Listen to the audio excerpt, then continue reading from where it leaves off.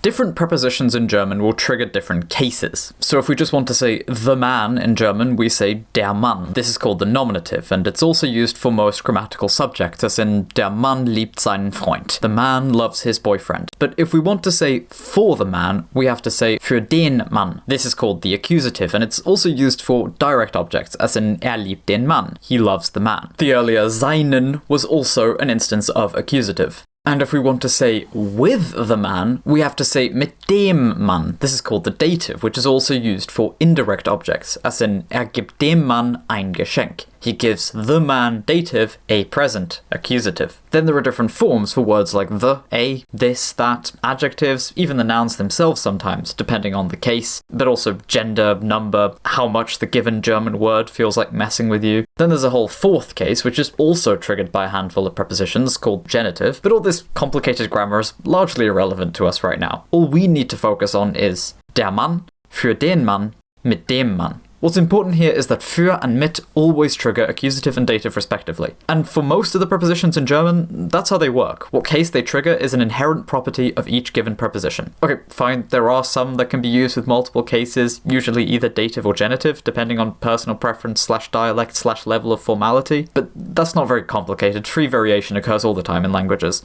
The problem comes with a set of 9 prepositions, called Wechselpräpositionen, which take accusative or dative depending not on the speaker's preference, but on the grammar of the wider sentence. These prepositions, an, auf, hinter, in, neben, über, unter, vor, and zwischen, which are all spatial prepositions like on, behind, and between, don't seem to have inherent specifications for what case they should trigger, like für or mit, but rather the nouns that follow them get case based on the nature of the spatial relation being described. If you've learned German or seen some traditional grammars, you might have heard the difference be described like this. If there's movement involved, then these prepositions take the accusative, but when the described objects are static, the dative is used. At first, this seems to add up. The chair is next to the table is der Stuhl ist neben dem Tisch, with dative here, and this contrasts with I put the chair next to the table. Ich stelle den Stuhl neben den Tisch, with accusative. I stand on the stage, ich stehe auf der Bühne. I walk onto the stage, ich gehe auf die Bühne. But then you get to a sentence like ich gehe auf der Bühne herum. I'm walking around on the stage. Here, even though there's clearly movement, since you're walking, the dative is used. I'm about to spend the rest of this video analysing these structures from a scientific perspective, but it's worth bearing in mind that this has little to do with actually learning to use them as a learner of German. Rules and explanations can help, sure, but what really makes grammar automatic is hearing it used naturally, over and over again, until your brain just stops translating. That's why I use today's sponsor, LingoPie. It gives you hundreds of hours of real, spoken German through TV shows and films, exactly the kind of input learners actually need. And it's not just German. With one subscription, you can learn French, Portuguese, Chinese, Greek, 9 other languages, using real media instead of textbook dialogues. What I really like is that LingoPie's subtitles are interactive. You can watch with dual subtitles, slow things down if people are speaking too fast, and if there's a word you don't know, you just click it. Instant translation, pronunciation, and it's saved automatically as a flashcard. That means that you spend less time pausing and looking things up, and more time actually following what's going on, which is exactly what language learning should feel like. If you want to try it, use my link in the description to get a 7-day free trial and 55% off your subscription, and start turning real German into something that feels intuitive rather than theoretical.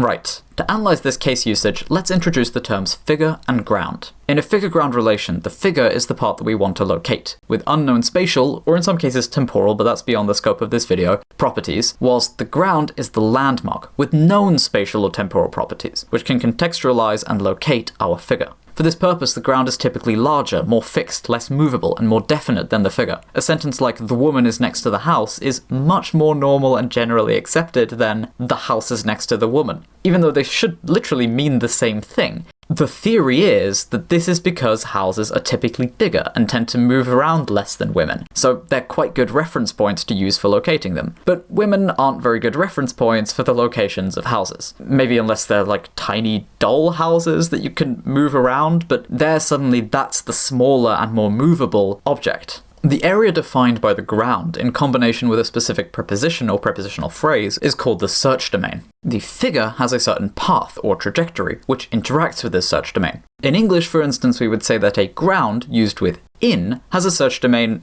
within its boundaries. The man is in the city, the ball is in the box. If something moves into this domain, that is, its path starts outside and ends up inside it, then the word into can be used. as in the sentence I just said. But because English is weird, it's not always necessary. The man walks into the city. The man walks in the city would have a completely different meaning, but both I put the ball into the box and I put the ball in the box work with the same meaning. To me, the first one there even sounds a little stilted. This is quite complicated, but the general rule is, with onto as well, that if the subject, or rather the agent really, of the sentence is the thing that is moving, then into or onto become compulsory, otherwise they're optional or even sound worse than in or on.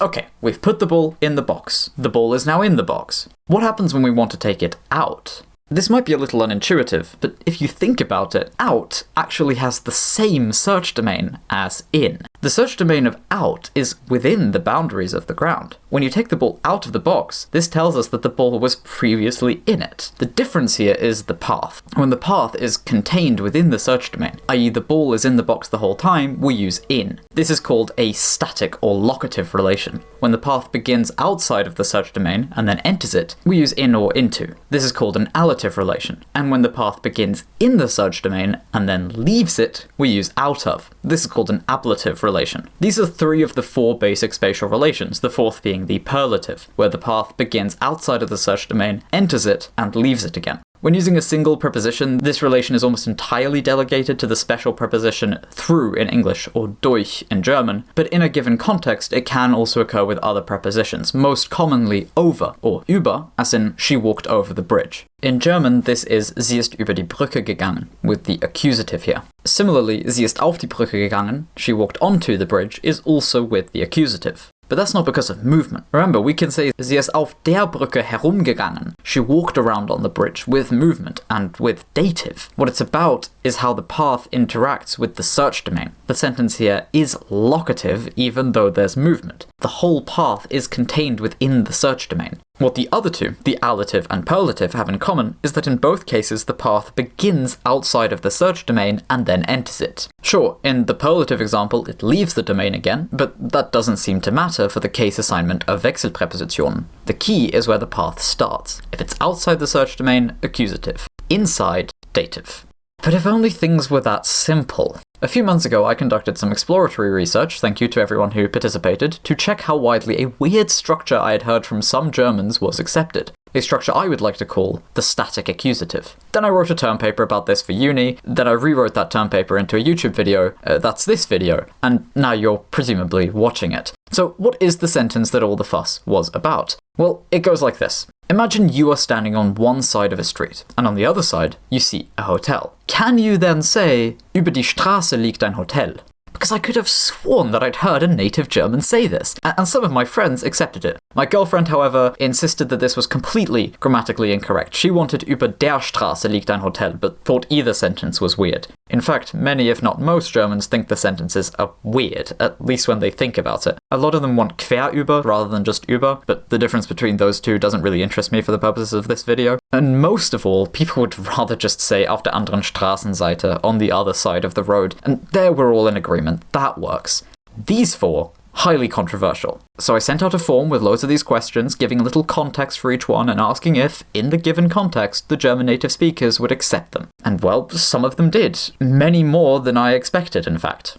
The first thing to note is the difference in acceptability in these two sentences. Im Haus steht ein Tisch and ins Haus steht ein Tisch. Of the 507 participants, 507 of them accepted the first here, with the dative, and only 11 accepted the second, with the given context being that the speaker is outside of the house, looking at a table within it. The fact that even 11 people accepted the second sentence is crazy to me. I can only assume they misclicked. These sentences were only there to confirm what I already assumed, that for the vast majority of people at least, this static accusative only works with prepositions that can be used in perlative relations. On this form, that's über and durch. Durch, meaning through, is not a Wechselpräposition, it's always used with the accusative, but I still wanted to see if people would accept these kinds of sentences, like durch das Wäldchen steht eine Hütte. The acceptance of the perlative static accusative sentences was at a solid 56 to 57% for the quer über sentences. The same sentences with just über lay at 31 to 33%. There were a couple more sentences with über that I didn't include a quer-über version for. That's a mistake on my part. I should have done it, but I didn't. They were accepted at 36% and 53%. This means that for every sentence pair, the accusative was actually more accepted than the dative, excluding the plain über version of across the street lies a hotel, but including across the street stands the gate. I don't know what happened there. Regional variation didn't seem to matter that much. I asked for what state or country people had grown up in, and sure, there were differences, but nothing terribly interesting.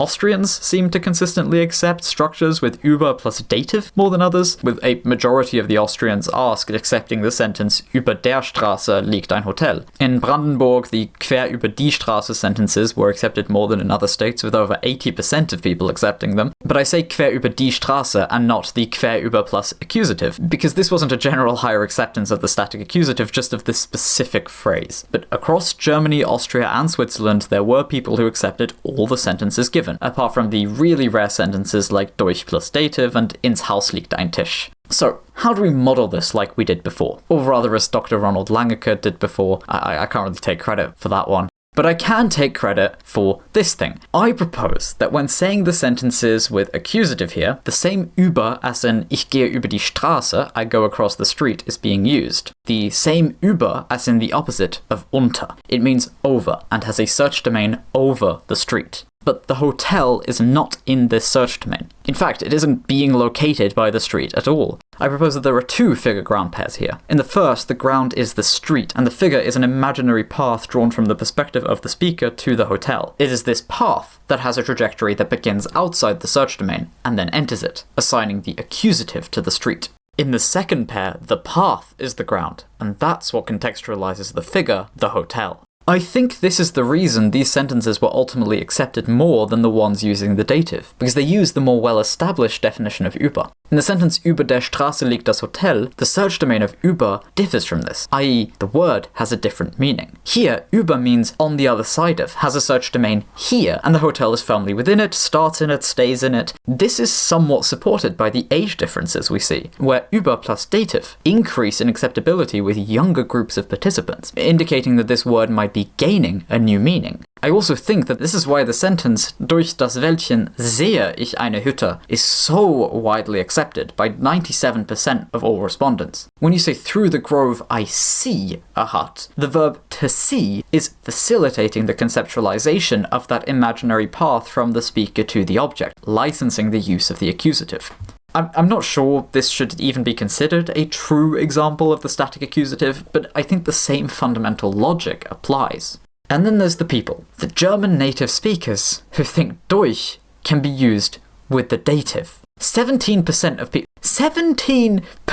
of people think durch dem Wäldchen sehe ich eine Hütte is an acceptable German sentence. If you don't speak German, you might not get why this is such a big deal, but if you do speak German, or you've ever learned any, then you might remember learning the accusative-only prepositions, and durch is one of them. Let me check the Duden quickly. Yeah, definitely one of the accusative-only prepositions.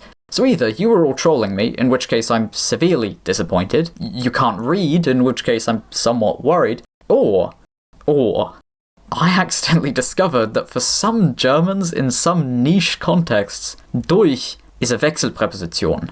Please comment if you're one of the 17... Seriously, that can't be right. No, it is. It's 17%. I need to know what is going on in your brain.